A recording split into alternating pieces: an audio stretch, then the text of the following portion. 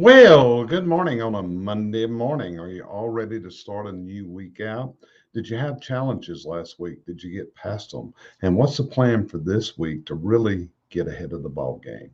For today, I wanted to share a little thought with you, and I tried to come up with something to illustrate this.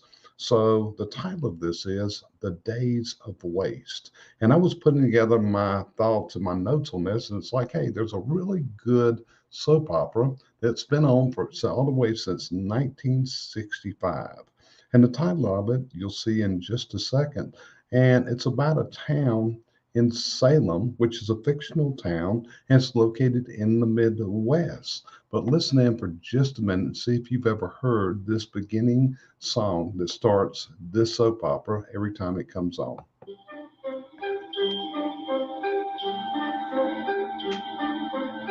Like sands through the hourglass, so are the days of our lives.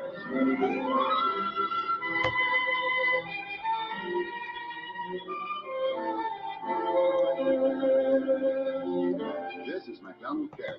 So the reason I wanted to play that for you today was kind of that's what waste is all about. Waste is the waste in our lives, the waste in our business that goes on every single day.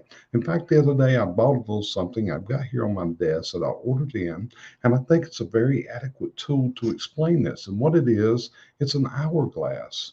And when you see the hourglass, you can see that up here we have sand and it slowly goes through and ends up in the bottom. Well, see, that's just exactly what happens with waste. Many times we never notice it, we just don't see it. But in this day, I see so much concentration on we got to get more sales, we got to raise our sales up.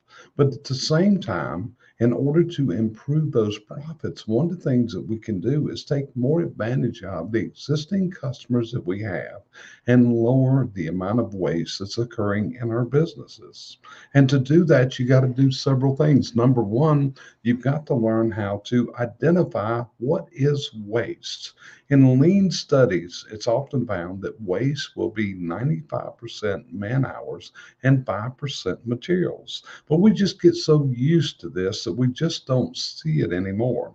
Once we identify the waste, and there's additional steps that have to be taken, which are you got to track the waste, you got to measure the waste, and you got to cost the waste. And once you do these things, then you come up with resolutions to the waste. And this is going to be in development of your system because usually it's going to be a failure of the systems. Either we don't have a system or the system we use is wrong, or number three, someone simply didn't follow the process.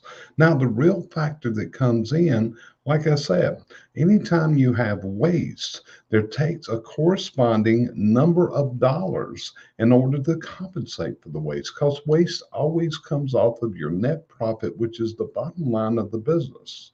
And amazingly, the higher your net is, the less sales dollars it takes to compensate for it.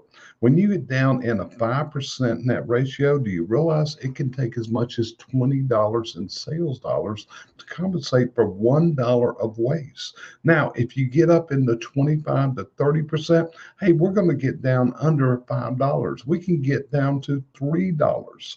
Again, depending on how high is your net for the business, because you have to remember waste is always paid for by your sales dollars, and it's paid for in the net profit that your company produces.